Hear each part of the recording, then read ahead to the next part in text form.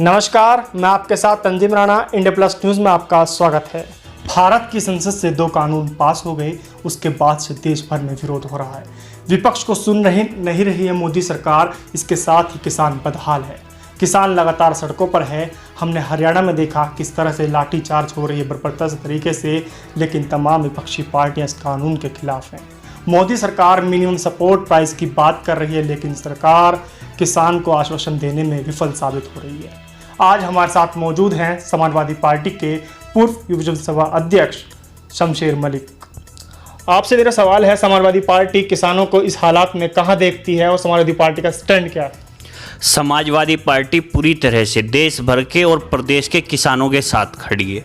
Samajwadi party हर बेरोजगार नौजवान के साथ खड़ी है। किसानों की आवाज़ संसद में बुलंद करने का काम किया, लेकिन ये सरकार पूरी तरह तानाशाही से काम कर रही है। बिना वोटिंग के कानून पास करा लिया गया है। समाजवादी पार्टी हर समय हर पल किसानों के साथ है। किस तरह साथ है? सदन में तो देखने के लिए नहीं मिला राम गोपाल यादव, किसी का भी तल्ख अंदाज नहीं मिला इस बिल के खिलाफ। तल्ख अंदाज से काम नहीं चलता, काम चलता है। उन्होंने अपने जो भाषण राज्यसभा में दिया है उसमें भी कहा है कि मैं जोरदार आवाज़ में नहीं बोलता, लेकिन आप उनकी स्पीच सुनिए, उसमें उन्होंने सारी बात मुद्दे पर कही है और कहा है कि सरकार ने राज्यसभा में ध्वनि मत से ही बिल पास करा लिया, वोटिंग नहीं कराई, विपक्ष की आवाज़ को दबाया है, जिसके खिलाफ कुछ विपक्ष के सांसद धरना भी दे रहे हैं। लेकिन हमने देखा ना तो लखनऊ में कोई विरोध हो रहा है। लखनऊ में विरोध देखा था हमने पिछले दिनों कफील को लेकर, लेकिन किसान को लेकर समाजवादी पार्टी क्या नीति बना रही है, आगे कैसे विरोध प्रदर्शन करेंगे? समाजवादी पार्टी ने कल 21 तारीख में धरना प्रदर्शन किया है, जिसमें मुख्य मुद्दा किसानों का था। पूरे लखनऊ से लेकर के उत्तर प्रदेश के हर जनपद में, हर तहसील में धरना प्रदर्शन हुआ है, ज्ञापन दिया गया है, जिसका जो है सरकार पर पूरा दबाव बनाए राज्यपाल महोदया के नाम ज्ञापन दिया गया है। सब आज बच्चा प्रदेश का कह रहा है कि समाजवादी पार्टी किसानों, बेरोजगार नौजवानों के साथ मजबूती से खड़ी है। आपके खिलाफ मुजफ्फरनगर में आपने योगी सरकार का पुतला जलाया, आपके खिलाफ मुकदमा दर्ज है, तो सरकार से आपकी क्या नाराजगी थी जो आपने सरकार का पुतला जला दिया? आज देखिए, पहली बार देश के इतिहास में ऐसा हुआ है जब देश के प्रधानमंत्री को देश के नौजवानों ने बेरोजगार दिवस के रूप में मनाया है। बड़ी शर्म आती है सुनकर के कि आज नौजवान इतना हताश और निराश है कि माननीय प्रधानमंत्री जी का जन्मदिन बेरोजगार दिवस में मनाना पड़ा है। तो उन्हीं का समर्थन करते हुए हम लोगों ने मशाल जलाई थी। बेरोजगारों की मांग के लिए ही समाजवादी पार्टी ने धरना प्रदर्शन उस समय भी किया था। उसी में हमने योगी सरकार का पुतला फूंका था। विपक्ष है, विपक्ष का काम है सरकार को जगाना। अगर सरकार विपक्ष की आवाज को दबाना चाहती है तो उन्होंने हम पर मुकदमा कर दिया, जबकि पूरा देश और उत्तर प्रदेश जानता है समाजवादी कभी मुकदमों से नहीं डरते, सरकार से नहीं डरते। हक और नाहक की लड़ाई मजबूती से लड़ते हैं। समाजवादी पार्टी हमेशा, चाहे जेल भरो आंदोलन हो, सड़कों पे आंदोलन हो, हमेशा नेताजी के समय से लेकर आज आदरणीय अखिलेश यादव जी के नेतृत्व में समाजवादी पार्टी लगातार युवाओं की लड़ाई लड़ रही है।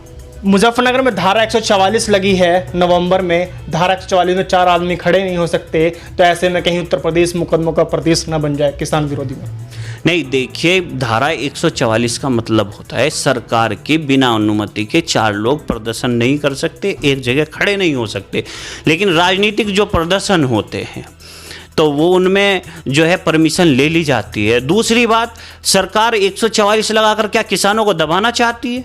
144 लगाकर क्या साबित करना चाहती है कि आज किसान और बेरोजगार नौजवान सड़कों पर हैं तो उन्हें 144 लगा के दबाना चाहती है? देखिए, नौजवान, भारत का नौजवान कभी भी किसी भी धारा से या किसी भी अन्याय से नहीं डरा है और समाजवादी पार्टी युवाओं के साथ, किसानों के साथ मजबूती से खड़ी है और समाजवादी पार्टी कंधे से कंधा मिलाकर किसानों की लड़ाई लड़ने का काम। 9 बार विधायक रह चुके हैं रामपुर से आजम खान, और 2019 में रामपुर से जीतकर लोकसभा पहुंची थी। आज वो 7 महीने से लगभग जेल में है। समाजवादी पार्टी क्यों उनके लिए आवाज़ नहीं उठा रही है? देखिए, पूरा प्रदेश और देश जानता है आदरणीय आजम खान साहब पर लगातार फर्जी मुकदमे दर्ज किए गए हैं और उनके पूरे परिवार को जेल भेज दिया गया है।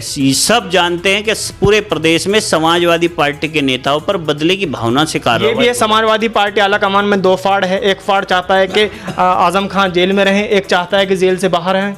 नहीं, ये खबर पूरी तरह निराधार है। ऐसा विधानसभा के बाहर डॉक्टर कफील को लेकर जिस तरह से कांग्रेस के लल्लू कुमार और समाजवादी पार्टी के 100 कार्यकर्ताओं ने वहां विधानसभा का घेराव किया और उसको कफील की रिहाई को लेकर प्रदर्शन किया, लेकिन आजम खान को लेकर समाजवादी पार्टी का कार्यकर्ता कहां है? इस समाजवादी पार्टी के कार्यकर्ता लगातार जो भी धरना प्रदर्शन हो रहा है उसमें आजम खान साहब की रिहाई की मांग उठाते हैं और लगातार उनकी मांग उठाते रहेंगे, जबकि पूरा प्रदेश जानता है समाजवादी पार्टी नेताओं पर बदले की भावना से कार्रवाई हो रही है, फर्जी मुकदमे दर्ज किए जा रहे हैं। आदरणीय आजम खान साहब पर भी फर्जी मुकदमे दर्ज किए गए।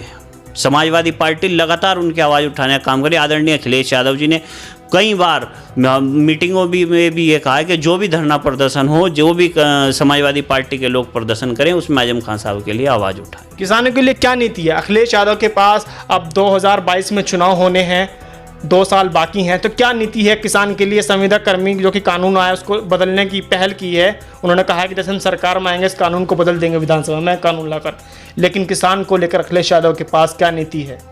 अभी उत्तर प्रदेश की सरकार ने नौजवानों को बेरोजगार रखने के लिए सरकारी नौकरी में भी संविदा प्रक्रिया के लिए कहा था, कानून लाने जा रहे थे, कई उन्होंने जो है श्रेणी बनाई थी, लेकिन माननीय अखिलेश यादव जी ने बेरोजगारों की, नौजवानों की आवाज़ बनने का काम किया। पूरे प्रदेश में प्रदर्शन हुए, सरकार ने उस अपनी प्रक्रिया को वापस लेने का काम किया है। और सर अखिलेश जी ने कहा था जिस दिन हम सरकार में आएंगे सबसे पहली कैबिनेट में इस कानून को बदल देंगे। आज सरकार बैकफुट पर है, उस प्रक्रिया को वापस ले लिया गया है। इसी तरीके से समाजवादी पार्टी जब भी ताकत में आएगी, किसान विरोधी जो भी कानून होंगे सबको तुरंत बदल दिया जाएगा। लेकिन किसान के हालात तो समाजवादी पार्टी में भी खस्ता रही है, न गन्ने का समय पर भाव हो रहा है, लेकिन उससे पहले भी अब योगी सरकार ने वादा किया था 51,000 करोड़ जो बकाया उसको भुगतान करेंगे, लेकिन 31,000 करोड़ का बकाया किया जो कि अभी बाकी है। लेकिन समाजवादी पार्टी में भी गन्ने के रेट का भाव नहीं मिल पा रहा था उचित। समाजवादी पार्टी में किसान पूरी तरह खुश था, गन्ने के भाव से संतुष्ट था, पेमेंट टाइम पर होती थी। लेकिन आज उत्तर प्रदेश की सरकार ने, माननीय गन्ना मंत्री जी हमारे ही पड़ोसी जनपद शामली से हैं, उन्होंने वायदा किया था कि 14 दिन के अंदर किसानों का पेमेंट होगा, जो वो भी इनके अन्य वादों की तरह जुमला ही साबित हुआ है। तो आज किसानों में तराई तराई मची हुई है। आज किसान उत्तर प्रदेश की पूर्व की सरकार आदरणीय अखिलेश यादव जी की सरकार को याद कर रहा है।